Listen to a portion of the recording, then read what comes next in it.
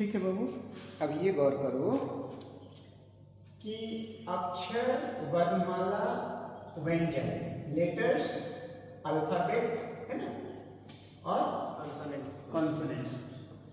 जब क बोलेंगे तो अक्षर, जब क से ज्ञ तक हम आपके सामने लिख देंगे तो वर्णमाला, और इसका जब एक आवाज जन्म लेगा व्यंजन। क्या व्यंजन? तो ये मीनिंगलेस साउंड है, ये भी मीनिंगलेस साउंड है। क्या है?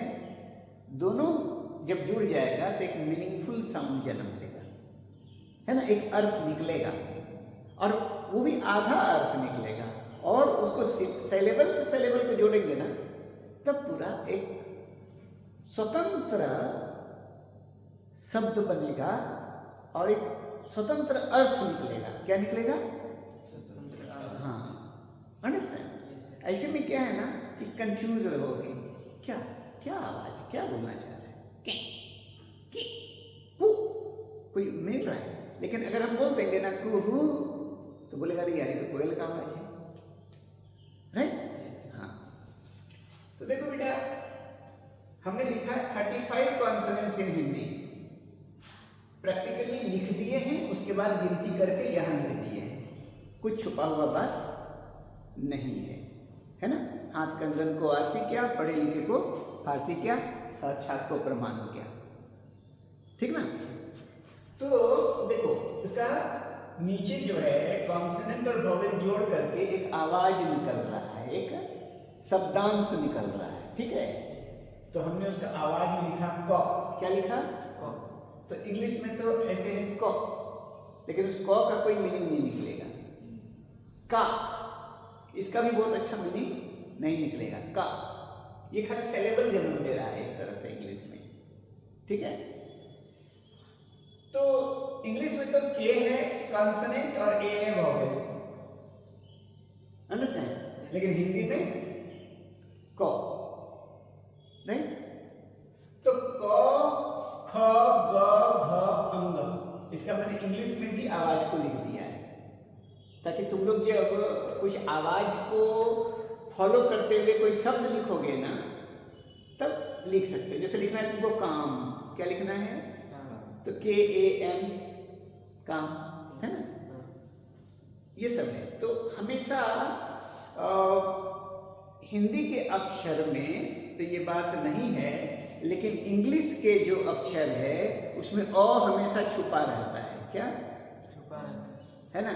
ए, इसलिए उसको ए लिखना पड़ता है, राइट। और हिंदी के भी आवाज में सुनने में तो अ नजर आएगा ही, क ख अ तो आ ही रहा है, ग ग ठीक है, ग तो बोल रहा है लेकिन अ आ ही रहा है उसी में, राइट, ओके।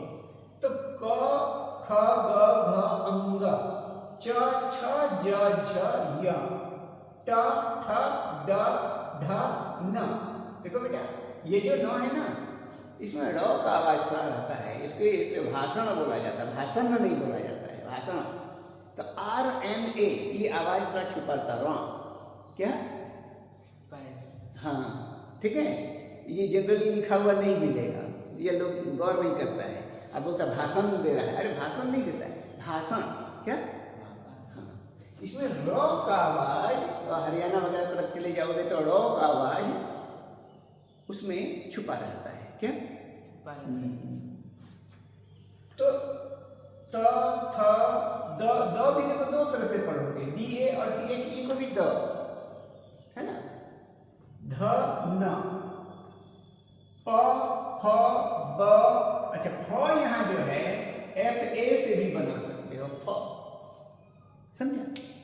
तो F बोलना काफी है, लेकिन चूंकि अ का आवाज हमारे हिंदी में रहता है फ, अ, इसलिए ए को लिखना पड़ रहा है, फ, ब, भ, क्या, म, य, र, ल, वो भी एक भी से होगा, एक WA से होगा। श, इसको थोड़ा सीटी मुंह से तो सिरसिरी का आवाज निकलेगा, श, तालू को टच करते हुए, इसलिए इसको तालु में श बोला जाता है। स, ये दांत को टच करेगा, इसलिए दंत स। ह, अक्ष, त्र, ज्ञ, तो क से ज्ञ जो अल्फाबेट है तो 35 ये कॉन्सोनेंटिक अल्फाबेट्स हिंदी के अनुसार, किसके अनुसार? हिंदी के अनुसार। हाँ, तो हिंदी में ये कॉन्सोनेंट है और ये वॉवेल से 12, ठीक है। तो हिंदी के अनुसार हमने इसको लिख दिया कि जो साउंड प्रोसेस है या वॉइस प्रोसेस है वो हिंदी के पास लगभग सबसे अच्छा है। सच पूछो तो संस्कृत के पास में ब्रह्मांड का सबसे अच्छा आवाज है। अभी आर्टिफिशियल इंटेलिजेंस के अनुसार जो है, जो सेंसर है कंप्यूटर का, अगर टॉकिंग कंप्यूटर बनेगा तो Sanskrit is the first choice, the best जो है ना वो संस्कृत है। तो संस्कृत का ही अपभ्रंश है हिंदी, है ना। एनीवे, ओ आ, देखो आवाज बड़ा हो गया, आ ई ई, तो यहाँ ओ आ ई कैसे दिखाएगा? ये सबसे उच्च, जितना अच्छा उच्चारण होगा उतना अच्छा तुम्हारा मुंह से शब्द निकलेगा, उतना अच्छा तुम्हारे स्पेलिंग ठीक होगा। हाँ, क्योंकि बहुत सारा अपवाद भी है, तो फिर भी 98% लगभग स्पेलिंग तुम्हारा सही होगा, और 2% जो है ना बाबू, लिखाता कुछ और है, बोलाता कुछ और है। तो ऐसा क्यों होता है? माने कि पूरे विश्व में जो इंग्लिश चला, अलग अलग कॉलोनी टूटा, हाँ, तो शब्द किसी का अच्छा था और उच्चारण किसी का अच्छा था, तो वर्ल्ड वार के बाद कुछ चेंज हुआ, है ना, कुछ ज्योग्राफी के अनुसार चेंज हुआ। तीसरा, जब ऑनर्स इंग्लिश में हिस्ट्री ऑफ इंग्लिश लैंग्वेज पढ़ोगे तो ये सब बात नजर आएगा। हाँ, तो अभी तो तुम लोग बहुत बेसिक जान रहे हो, तो बहुत गहराई में अगर चले जाओगे ना तो जो सेंटर पॉइंट सीखने का उसे भटक जाओगे, राइट? ओके। तो ऊ जिसको तुम लोग कहता है हर्षो दीर्घो, छोटी ऊ बड़ी ऊ, ऐसे करके बोलता है। ए ऐ ओ औ आ, है ना। अब हमको लिखना है, मान लो गंगा, तो देखो इधर से हम लिखेंगे गंगा,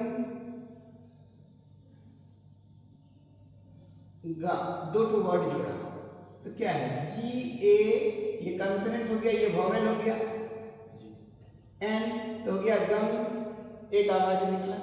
तो इतना बड़ा ना एक सेलेबल कहलाएगा। क्या कहलाएगा? सेलेबल। हाँ, सेलेबल, ये हो गया सेलेबल, गंग। और फिर हमने जोड़ दिया गा, फिर एक सेलेबल हमने जोड़ दिया,